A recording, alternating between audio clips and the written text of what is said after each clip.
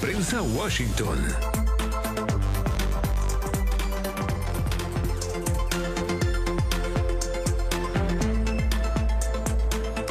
¿Qué tal? ¿Cómo están? Muy buenos días. Bienvenidos a un club de prensa en Washington, D.C. Hoy, nuevamente en terreno, donde la noticia manda. Porque Estados Unidos está cambiando la forma de hacer geopolítica a nivel internacional. Algunos la tildarán de agresiva, otros dirán que es efectiva y que los medios no importan tanto a la hora de evaluar por los fines. Lo cierto es que en 2 semanas de mandato, Donald Trump ya ha logrado que Panamá rompa un acuerdo histórico con China. También que México despliegue 10.000 miembros de la Guardia Nacional en la frontera para combatir el tráfico del fentanilo. Todo eso, mientras en el mundo distintos flagelos sociales, como la hambruna, la migración, la pobreza, los desastres naturales, se encuentran en este momento sin ayuda del gobierno federal. Y es que a mi espalda está la oficina de USAID, la oficina gubernamental que entrega recursos a organismos internacionales. Ayer por la noche, cientos de trabajadores de este edificio recibieron un email pidiéndoles que no vinieran a trabajar, que trabajaran remoto. El día viernes habían recibido aquí la visita de oficiales del Departamento de Eficiencia del Gasto Gubernamental, conocido como DOGE, un departamento que no es federal porque no tiene rango de ley y cuyos funcionarios son cercanos a la administración, pero no son legalmente funcionarios federales. Los trabajadores el viernes aquí se enfrascaron en una disputa con esta visita que recibieron y dijeron que no podían dar acceso a los informes porque contenían información clasificada de inteligencia y de seguridad, que los funcionarios de DOGE no están o no tienen las autorizaciones para poder recibir. Anoche entonces vino el email y hoy día en la mañana Marco Rubio ha dicho, el secretario de Estado de los Estados Unidos, que él está actuando como director de USAID y que ha delegado ese poder en otra persona. No nombró a quién, pero hemos podido recopilar información y se trataría de Peter Marocco, uno de los leales a esta administración, quien estaría tomando las decisiones en este momento. ¿Qué ocurre en este lugar? Han llegado congresistas, representantes y senadores. Están golpeando en este mismo momento la puerta. Vienen, dicen, a exigir explicaciones. Mientras, insisto, el mundo se está preguntando ¿qué va a pasar con los recursos? Por ejemplo, los 380 millones de dólares que van a Colombia o los 167 millones de dólares que van a organizaciones venezolanas preocupadas de la diáspora y de también promover la democracia en un país que vive bajo dictadura. Senadores aquí decían, cuando Estados Unidos deja de mostrar su cara bondadosa, la que intenta solucionar el origen de los problemas y solo le permite ver al mundo su cara de defensa, su cara militar, su cara más agresiva, lo que estamos haciendo es dándole espacio a China, a Rusia, a Irán, para que ingresen a esos territorios. Esa es la conversación que tenemos hoy día en Club de Prensa y con esa vamos a partir. ¿Qué significa el congelamiento de USAID? Lo que ha sido calificado como una disputa constitucional, porque no hay autoridad en Elon Musk para desmantelar esta oficina y porque está protegida por una ley del Congreso. Si el Congreso no la vota, ¿cómo se puede desmantelar aquello que solo el Congreso tiene la habilidad de poder regular? Esa es la discusión a la que voy a invitar a nuestros 2 colegas que ya están aquí conectados junto a nosotros en Club de Prensa. Comienzo con Rafael Salido, a quien doy la bienvenida. Rafael, te saludo desde las calles de Washington, D.C. Muy buenas tardes y bienvenido a Club de Prensa. Muy buenas tardes, José María. Un placer, como siempre. Y también estamos en conexión con David Alandete, quien a esta hora también está junto a nosotros y yo le pido por mientras al retorno al estudio porque lo he perdido. Te saludo, David, muy buenos días y comienzo con la primera pregunta a ti. ¿Cómo podríamos, David Alandete, calificar la diplomacia de Donald Trump, esta posibilidad de recibir a aliados, o más bien de entregar a aliados ayuda a cambio de cosas muy concretas que en varios casos violan legalidades, como es el caso de los tratados de libre comercio o en el caso de USAID, una ley federal que regula la agencia? Hay dos elementos ahí muy importantes. El primero es la decisión de Donald Trump de aplicar aranceles. Y está claro que se está aplicando aranceles a socios. Canadá, México, Tratado de Libre Comercio, renegociado, por cierto, por Donald Trump. Lo mismo con la Unión Europea. No hay libre comercio, pero desde luego hay una serie de acuerdos bilaterales que facilitan el comercio. Son los principales socios, las principales democracias del mundo, y Donald Trump ha decidido ir a por ellas, más que a por otros países adversarios tradicionales, como es el caso de Rusia, o a China, que le ha puesto un 10%, que no se compara con el 25% de México y de Canadá.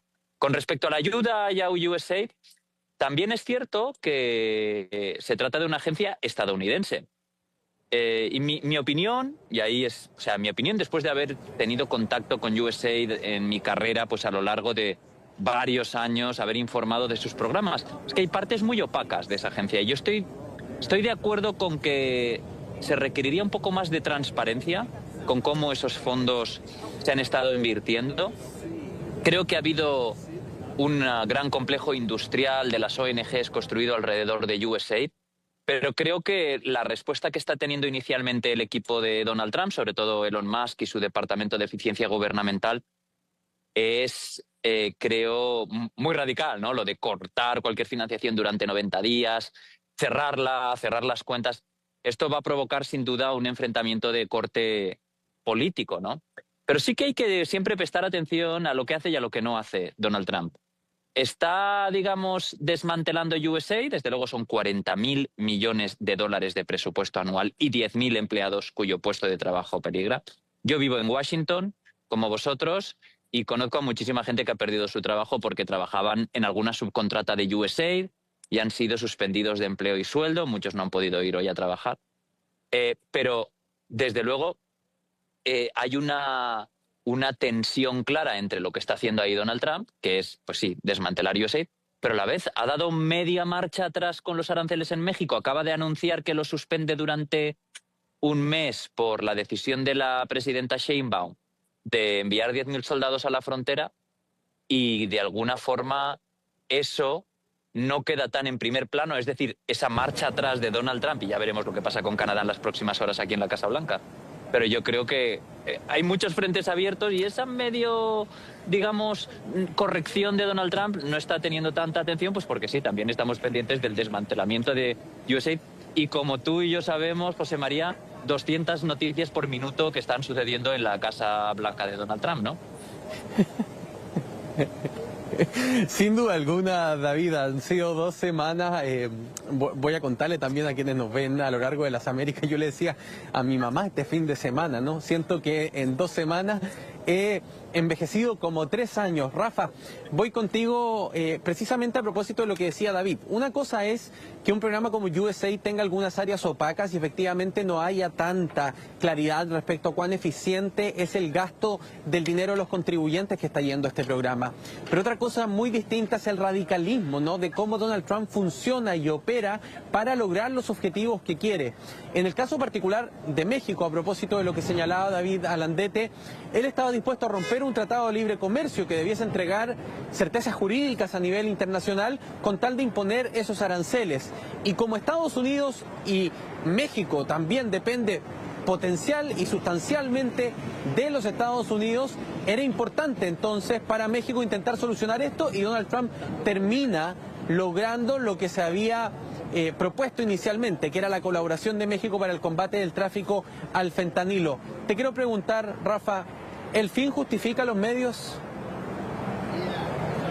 Bueno, para esta nueva administración parece ser que sin lugar a dudas el fin justifica los medios. Lo que no está siempre tan claro, creo yo, es cuál es el fin real. Por ejemplo, en el tema del despliegue de la Guardia Civil mexicana, de la Guardia Nacional Mexicana, ahora mismo los cruces en la frontera están en cifras, están en mínimos, no vistos en 5 años, a lo mejor desde la anterior administración. Puede que ahora esto cambie precisamente porque este nuevo gobierno de Estados Unidos ha cerrado tantas vías legales para acceder al país, pero en principio esta era una batalla que incluso antes de desmantelar esas otras vías ya estaba. Esto tiene mucho más que ver con con una imagen que quiere dar Trump de mostrarse fuerte, de mostrar que está peleando una batalla, incluso cuando a lo mejor no existe esa batalla, ya no parece que haya unos datos que justifiquen la emergencia nacional en la frontera sur, pero él ha querido dar este golpe en la mesa.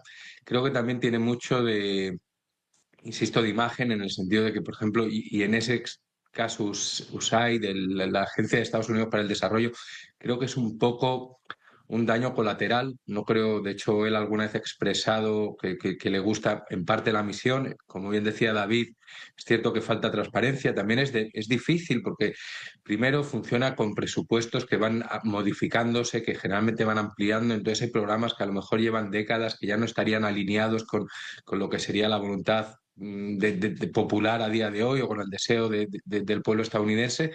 Eso es cierto, pero también es verdad que hay muchos programas que por su propia naturaleza tienen cierto secretismo. Por ejemplo, también muchos fondos del USAID van destinados estos días a Ucrania.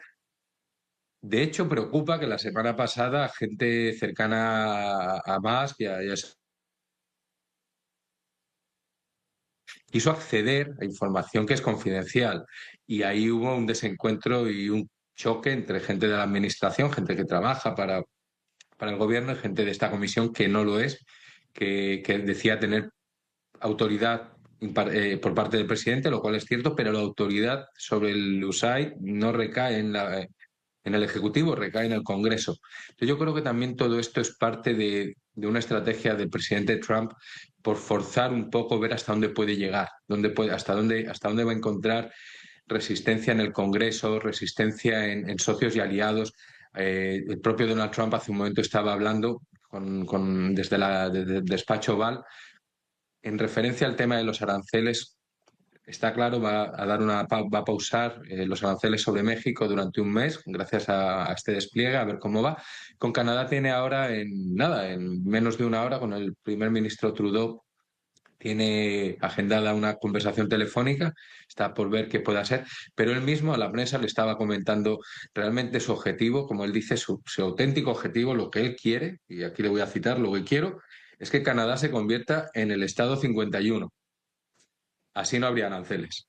Es real, es un fin que es muy difícil aprender ahora mismo. Esta disputa sale de la nada con Canadá y parece que ni siquiera, y es difícil atribuirla a que el comercio sea injusto, porque bueno, al final puede que sea más deficitario, pero al final hay que recordar, estos déficits son no porque Canadá obligue a nadie a comprar, es porque los estadounidenses compran en Canadá. Resulta que los estadounidenses tienen más interés en comprar energía y metales preciosos y otra serie de objetos, de bienes y productos de Canadá que viceversa, pero es difícil saber cuál es el objetivo real de esta Casa Blanca.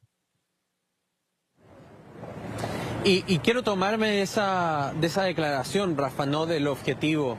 Y voy contigo, David.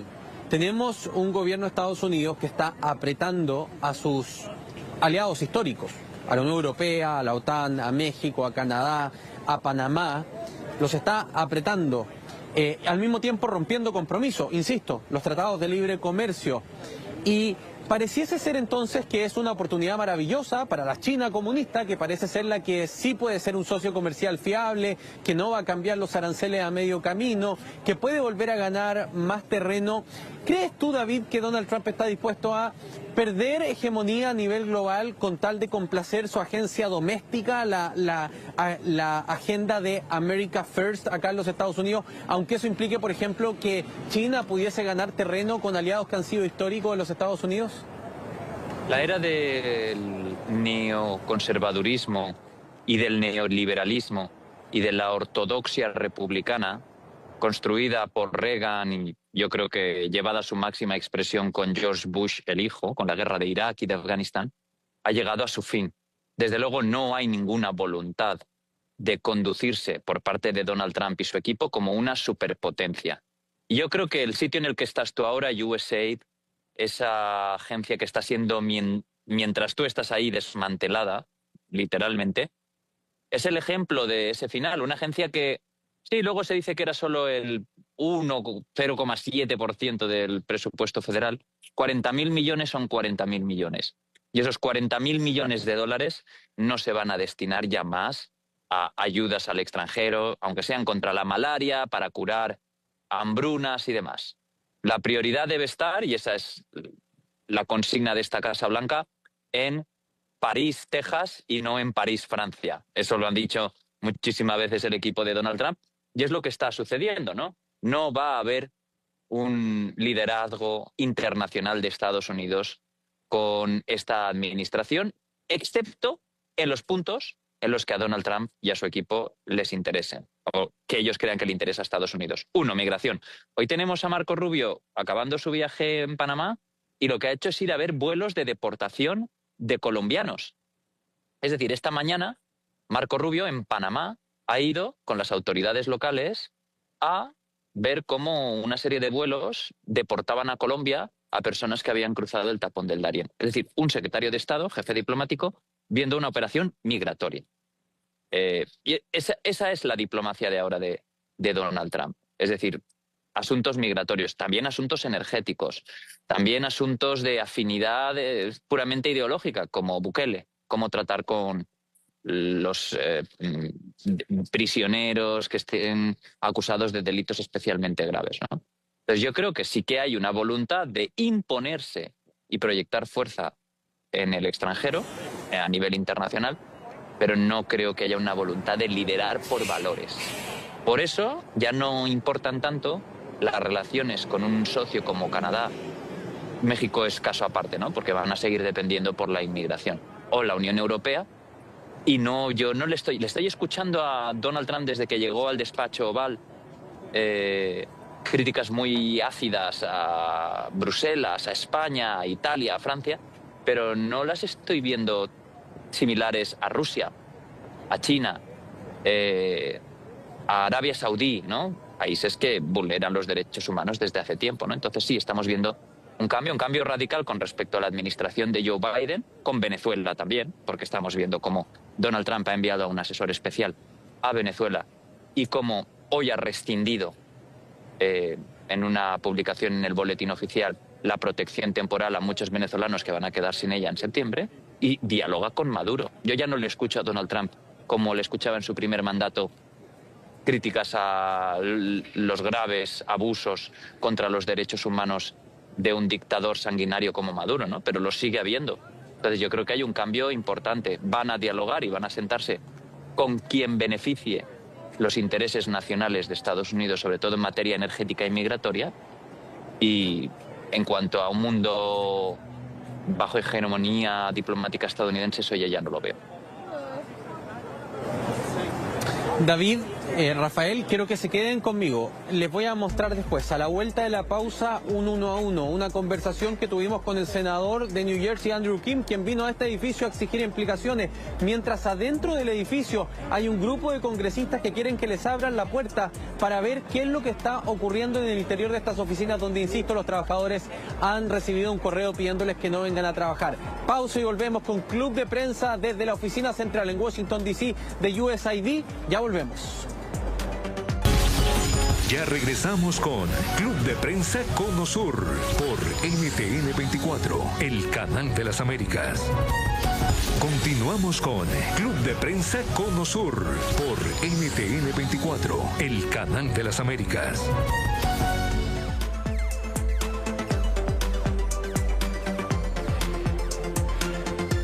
Seguimos haciendo Club de Prensa en Washington, D.C. en directo desde las oficinas centrales de USAID, la oficina que entrega el apoyo internacional a distintas causas humanitarias acá en los Estados Unidos. En este momento tenemos en pantalla lo que está ocurriendo. Justo habían ingresado personas que estaban preguntándonos por el trabajo aquí. Tenemos en este lugar a mucha gente que sigue apostada, pidiendo entrar a sus puestos de trabajo o protestando con letreros.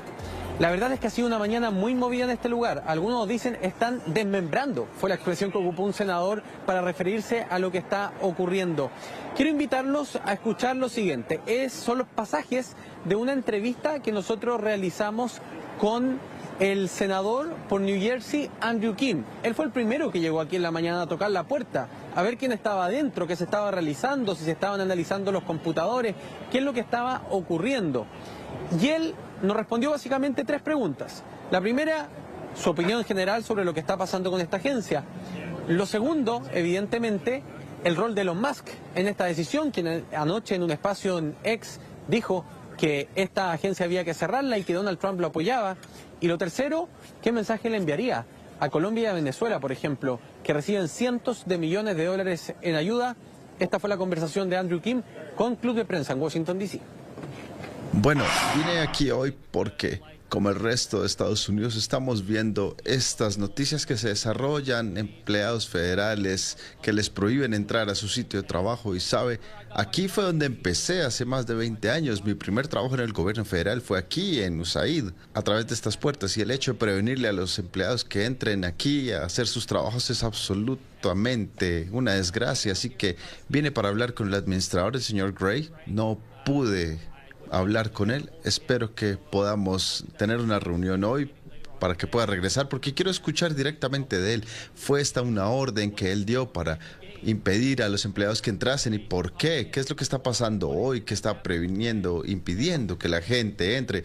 Los contribuyentes, el pueblo estadounidense, esperan a nuestros empleados federales.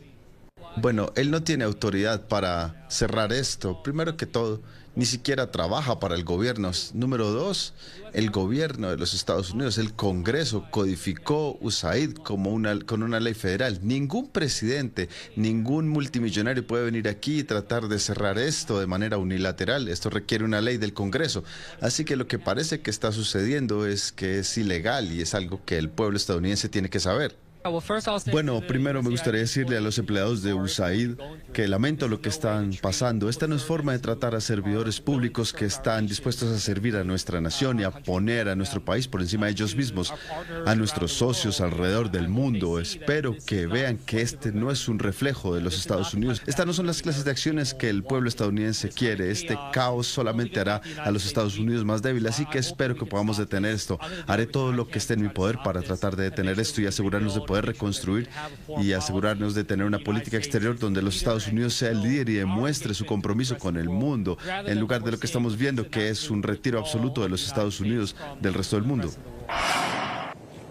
En la conversación que sostuvo Andrew Kim, senador por Nueva Jersey con NTN 24, cuando esta mañana vino a esta oficina para intentar de exigir alguna explicación de lo que estaba ocurriendo adentro. Hemos dicho durante este programa, USAID depende de leyes federales. Cualquier cosa que ocurriese con el programa debiese a juicio de los congresistas pasar por el Congreso, y esta, por tanto, ellos la definen como una batalla que se ha tornado constitucional. Pero quiero ir de inmediato con Rafael Salido, que nos está acompañando en este programa, al igual que Avita Landetti, y preguntarte, Rafael, por el rol de Elon Musk. Me llamó poderosamente la atención en una conferencia de prensa que estuve recién aquí. Escuché por primera vez en mucho tiempo en Estados Unidos las palabras dictadura, oligarquía, personas no electas que están tomando decisiones, monarquía. Llegué a escuchar en uno de los congresistas que hablaron precisamente por el rol de Elon Musk, ¿no? Y también por las decisiones que toma Donald Trump, que muchas veces contravienen el derecho constitucional de los Estados Unidos. ¿Qué impacto tiene en una democracia este tipo de liderazgos como el que vemos de Musk, quien tiene además contratos con el gobierno a través del Departamento de Defensa, por ejemplo, en materia aeroespacial? ¿Qué impacto tiene el conflicto de intereses y también el poder de personas que no han sido elegidas por las personas en una administración como esta? Bueno, esa es una de las grandes preguntas. Está claro que la actual administración, la administración Trump, tiene toda la voluntad de testar hasta dónde puede llegar, va a poner a prueba el sistema democrático, y lo que está por ver es si ese sistema democrático se transforma, si resiste, o si detrás de esto viene otro sistema, un sistema que no hay que olvidar que no hace ni un mes, el entonces presidente Joe Biden estaba advirtiendo en su discurso de despedida prácticamente acerca del creciente poder de la riqueza en este país, acerca de una posible oligarquía. Y lo que estamos viendo es que efectivamente Donald Trump parece que le ha dado carta blanca a Elon Musk para que tome una serie de decisiones. Hace un momento también hacía referencia al asunto cuando estaba en el despacho Oval, y él hacía mucho énfasis en que Musk es un gran gestor, que ha demostrado ser un gran coordinador de equipos. No todo el mundo estaría del todo de acuerdo. Hay que recordar que la plataforma Twitter, cuando él la adquirió, ahora X, despidió a la mitad de la plantilla sin mucho cuidado y sin hilvanar demasiado qué puestos eran necesarios o no, lo cual provocó una semana a lo menos de fallos en la programación, en los algoritmos, en el servicio de X, y fue bastante caótico. Y desde entonces no está claro si ha levantado cabeza o no, porque bueno, esos datos son un poco... Pero, pero sí, está claro que Donald Trump le ha dado plena libertad y ahora mismo está por ver si realmente, por mucho que se la dé Donald Trump, lo tiene o no.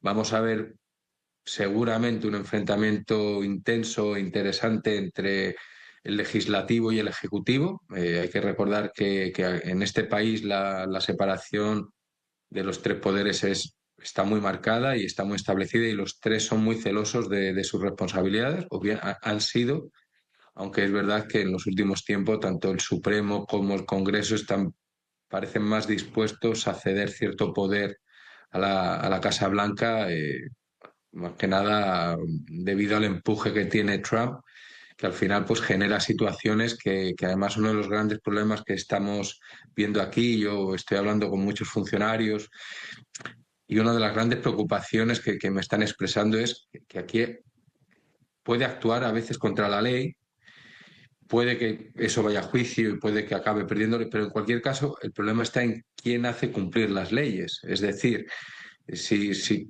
tenga o no tenga autoridad para cerrar las puertas del USAID, la realidad es que hoy el gobierno Trump está ahí, está cerrando las puertas del USAID, está generando un caos en la agencia y una incertidumbre terrible en los empleados federales. Yo ya conozco varios funcionarios que me están diciendo que están buscando trabajo en otros sectores porque están preocupados.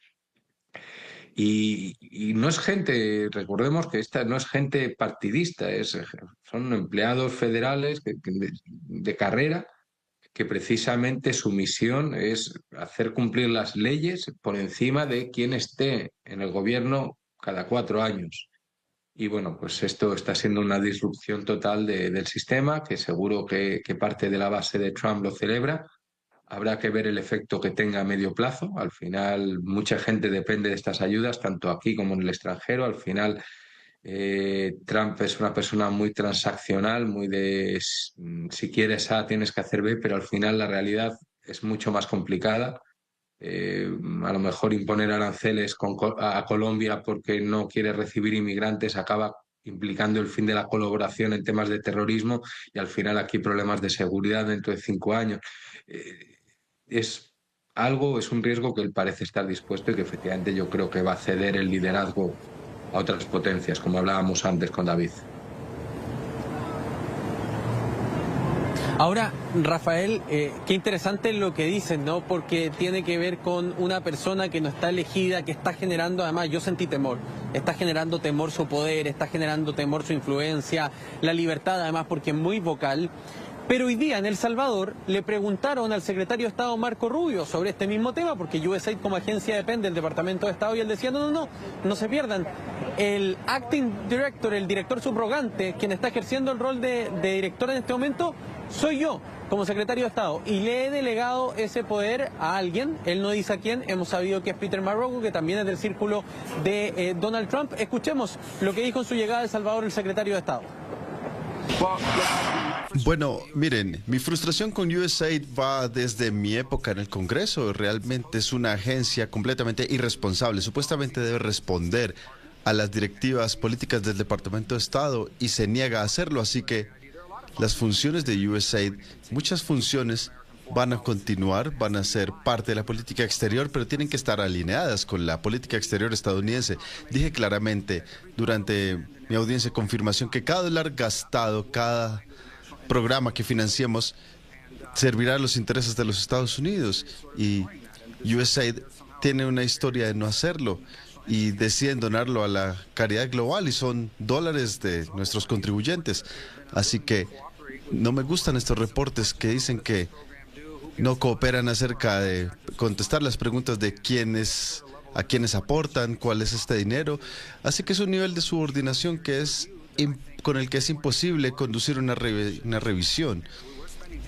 Y estamos gastando dinero de los contribuyentes, no son dinero de los donantes, sino que le debemos al pueblo estadounidense la seguridad de que cada dólar que gastemos en el extranjero se gasta en algo que ayude a nuestros intereses nacionales. Hasta ahora la gente que ha trabajado en USAID no ha querido cooperar.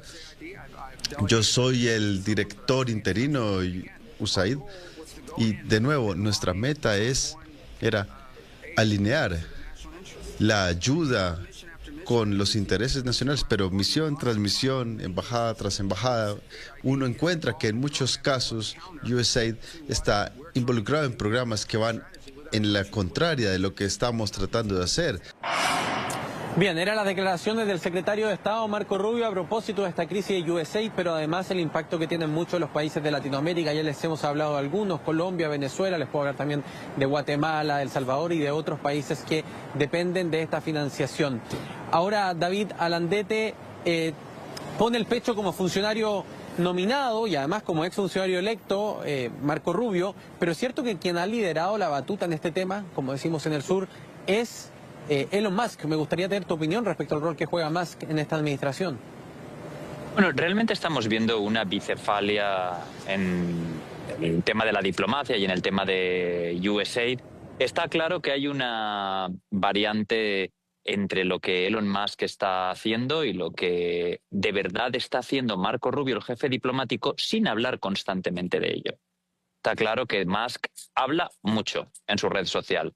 Yo creo que peca de imprudencia, y esa imprudencia se refleja en los epítetos que está lanzando a numerosos empleados de USAID, a los que ha llamado marxistas radicales, a los que ha dicho que son parte de una especie como de conspiración antiamericana, antipatriótica, radical. Cosas que no se debería decir desde nadie integrado en un gobierno, haya sido elegido o no, haya sido nombrado o no. Bastante imprudente. En contraste tenemos a Marco Rubio. Marco Rubio está demostrándole a la administración Trump y a los Estados Unidos lo que se puede hacer sin estridencias. Es decir, Rubio ha estado en Panamá y ha conseguido que el presidente de Panamá, Mulino, renuncie al contrato que tiene para prorrogar en 2026 con China para la ruta de la seda, la ruta moderna de la seda. Ha conseguido demostrar que se van a continuar con las repatriaciones yendo en Panamá a presenciar uno de esos vuelos que siguen deportando a colombianos tras cruzar el tapón del Darién. Y ahora él sale a decir, ante todo este caos y todo este desastre, no, yo estoy al mando de esto. Porque Elon Musk no puede estarlo. Una cosa que decía Rafael que me parece muy adecuada. Si tú tomas las riendas de Twitter y Twitter deja de funcionar unos días y de repente hay cosas que no funcionan, que funcionan mal, que... Bueno, es Twitter, es una empresa privada. Si tú tomas el control del gobierno federal y de repente el departamento de veteranos no puede prestar servicios básicos a personas heridas en la guerra que reciben su tratamiento médico ahí, porque esa es una de las grandes partes de funcionarios que trabajan, a los que Musk ha tratado de una especie de conspiración, de un estado en las sombras, son empleados, enfermeros, médicos del servicio de veteranos. Si eso deja de funcionar, es un desastre. Ya hemos tenido un pequeño aperitivo. Cuando hubo el accidente en Washington el miércoles por la noche, ya empezó a circular, bueno, es que ha habido recortes, ¿no? Se ha despedido al jefe de la Agencia Aeroportuaria de Seguridad y bueno, yo dudo mucho de que eso pueda estar relacionado con el accidente, ¿no? Sobre todo porque parece ser que la responsabilidad vino de un fallo en el helicóptero. Pero ya ahí la administración Trump entró en pánico ante la posibilidad de que les culparan de eso por una serie de recortes y tropiezos, y ahí es cuando el presidente Trump, aquí en la Casa Blanca, dio una conferencia de prensa en la que culpó a Barack Obama, a Joe Biden, a Pete Buttigieg, el anterior secretario de Transporte, a personas con discapacidades físicas, psíquicas, con todo, lo dijo todo, ¿no? Y eso era una muestra del nerviosismo de que se les atribuyera cualquier tipo de culpa. Y ahora esta serie de recortes en áreas, ya no solo USAID, que si afecta a alguien, desgraciadamente será gente en Europa del Este, en África y demás, ¿no? Sino si se empieza a tocar los pocos servicios médicos y de subsidios y las ayudas que se da a las personas más desfavorecidas en Estados Unidos, eso va a ser un gran desastre si hay algún fallo ahí, ¿no? Desde luego el gobierno federal de los Estados Unidos no es Twitter. Twitter puede no funcionar 2 o 3 días y no pasa nada, ¿no? Pero el gobierno de los Estados Unidos, ¿no? Entonces yo creo que ahí el señor Musk tendría que operar con mucho más cuidado. Y en contraste, el señor Rubio está mostrando cómo se pueden hacer las cosas siguiendo la agenda de Trump, pero con más profesionalidad y sin tanta estridencia, que yo creo que es lo que le beneficiaría a Trump con respecto a su primer mandato, pero vuelve a haber muchas estridencias y muchas provocaciones.